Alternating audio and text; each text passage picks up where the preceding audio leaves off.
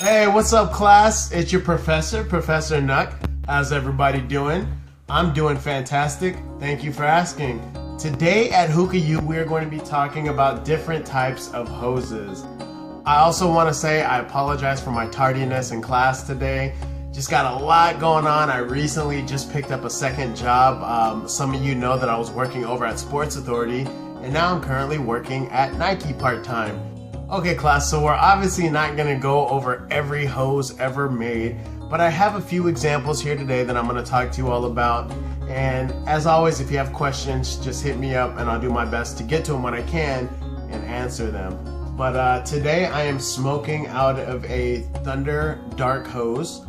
This is a Brazilian hose, so it's imported. It's available over at 5starhookah.com. This is basically like a fancy hose on steroids, and we will get into fancy hose later. But for the most part, this could be a disposable hose. It doesn't have to be though, because this will last for a long time. It's a very high grade plastic that it's very durable. This is just going to be a little bit higher grade plastic than what's on your fancy hose. This is just a mouth tip, so this doesn't really come with a hose. But basically it's very long. It's a good hose for group smoking.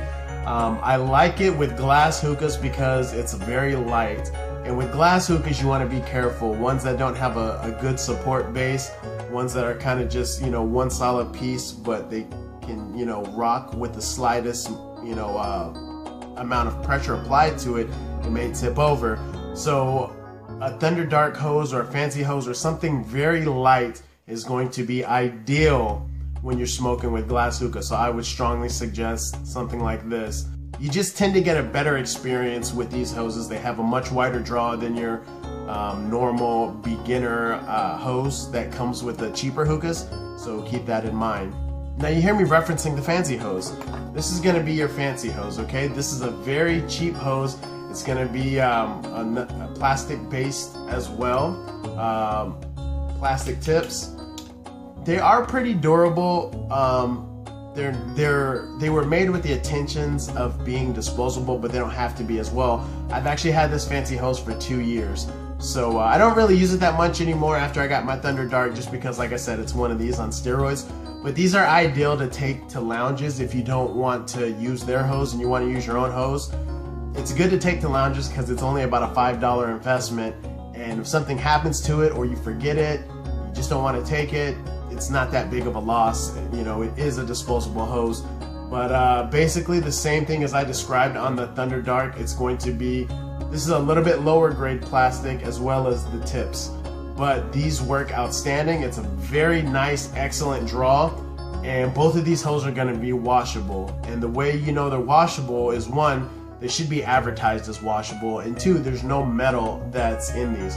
Now, speaking of non-washable hoses, a good rule of thumb that I like to practice, which was brought to my attention from Smoker Pass, is after you get done smoking them, you want to blow the rest of the smoke out of it and then immediately hang it so it doesn't get any smoke left in there, because number one, that's going to create ghosting, and number two, it's going to basically, the smoke or steam in your hose, it has nowhere to go, so it stays in the hose and it turns into a liquid.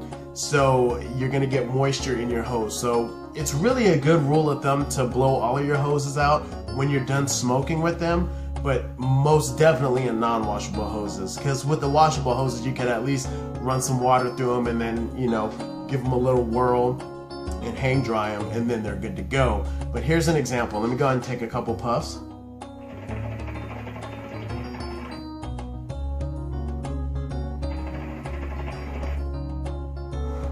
Okay, so let's say I'm done smoking this now. What I'm gonna do is unhook it from my hookah. You'll see smoke in there, and just blow the rest of that smoke out. Immediately go and hang this up or store it wherever the rest of my hoses are, and I'm good to go. I don't have to worry about ghosting or moisture building up in this hose. Alright, so the next hose we're gonna go over is a silicone hose. Now, silicone hoses are different as they come. This is the silicone hose that happened to come with my Q hookah. It's a very pliable silicone, so that's really good. It's not actually normal to see silicone hoses this pliable. but basically it's just going to be a durable silicone material. Mine happens to be equipped with a aluminum tip. Most will be included with like a glass tip. But basically, you just treat these like your average washable hose. They should have a good draw. Some of them vary in size of the hose, the diameter of the hose, so you may have a tighter draw on some, whereas other ones like the Dream Hose, you'll have a much wider draw.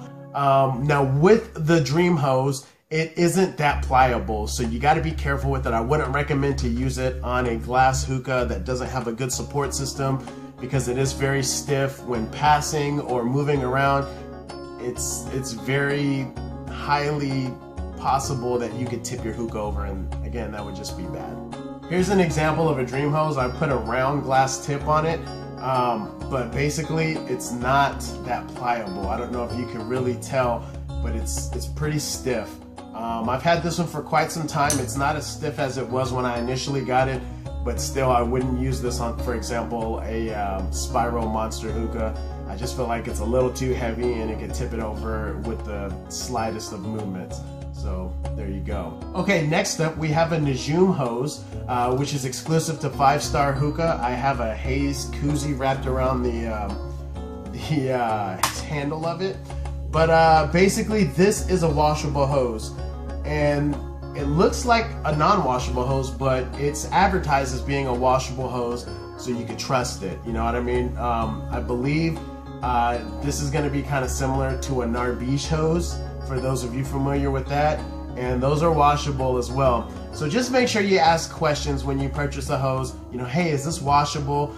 The best rule of thumb to know if a hose is washable or not is to basically, if it's advertised as washable, it's washable. If it's not, assume that it's not, because you don't want to mess up a hose if that's your only hose and it's non-washable and you wash it.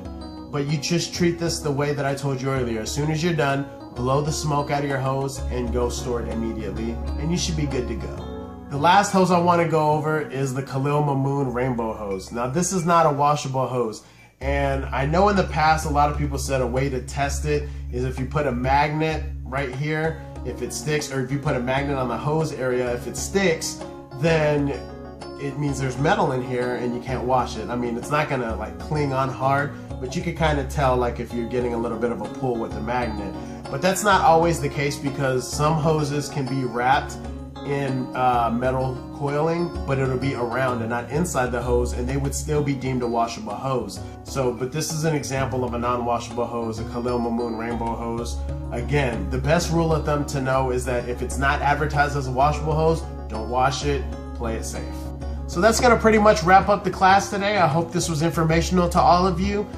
Again, the things to take away from this is that if you're purchasing a hose and you want a washable hose, if it's not advertised as one, ask questions. If you can't get a good answer, or you don't really trust the person that's telling you that, you know, it's washable or not, assume that it's not, and make sure you blow out the smoke at the end of your session so you don't leave that smoke in your hose, because that's going to turn into moisture and it's going to create a ghosting effect. So just make sure you do that. Get into the habit of doing that when you're done with your sessions, and your hoses should last you a lot longer than they normally would, washable or non-washable. So I hope the class was informational. If you liked it, please give it a thumbs up. Feel free to share it with all your friends on social media. Again, I apologize for my tardiness, but you know, I'm doing my best to get these classes out to you all. So that's gonna do it. I'm your professor, and I will see you all in class next week.